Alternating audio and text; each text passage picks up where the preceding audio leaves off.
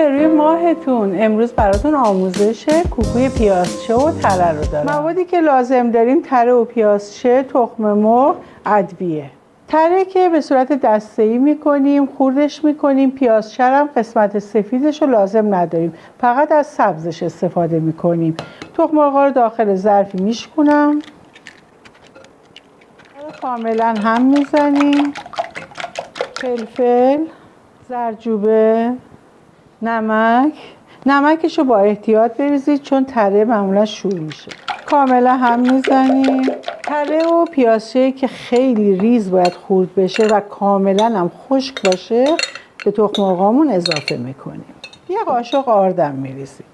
همه رو با هم دیگه کاملا مخلوط میکنیم. کاملا وقتی که هم زدیم با سبزی قاطی شد، میریزیم داخل تابه‌ای که روغنش رو کاملا داغ کردیم. کاملا روش رو صاف میکنیم. نکته این کوکو اینه که حتما سبزیتونه که خورد میکنید، آبش که رفت، حتما بذارید روی پارچه کاملا سبزی خشک بشه. همیشه که کوکو رو میریزیم دورش کمی سفت شد، یه مقدار از مواد کوکو رو نگه دارید، دوراش که خالیه پر کنید باهاش. اینجوری کوکوتون دورش قشنگ پر و صافه. خب در کوکو رو میذاریم رو حرارت کم، میذاریم قشنگ مغز پخت بشه. خب الان بعد از اینکه گذشت مدتی، ببینید این روش رو ما امتحان به این صورت، دستتون رو بذارید، اگه سفت شده فرو نمیره یعنی کوکوی ما آماده شده. برش میزنیم از وسط.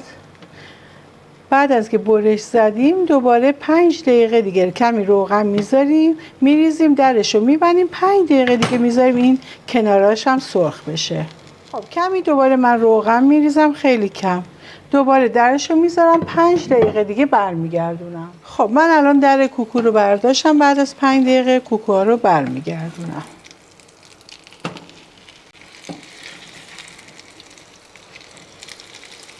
همین روغن هم روش میریزیم، 10 دقیقه دیگه با در باز میذاریم آماده بشه.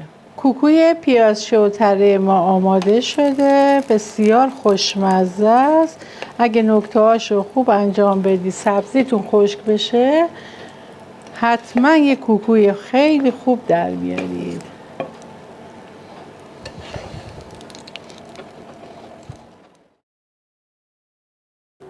دوستای گلم، کوکوی پیازچه و تره ما آماده شده. بسیار کوکوی راحتیه و خیلی هم خوشمزه هستش. نکتهش هم اینه که حتما سبزی رو که خورد میکنیم بذاریم قشنگ آبش بره و کاملا روی پارچه پهن کنیم، بذاریم سبزی خشک بشه. ممنون از اینکه همراه من بودید.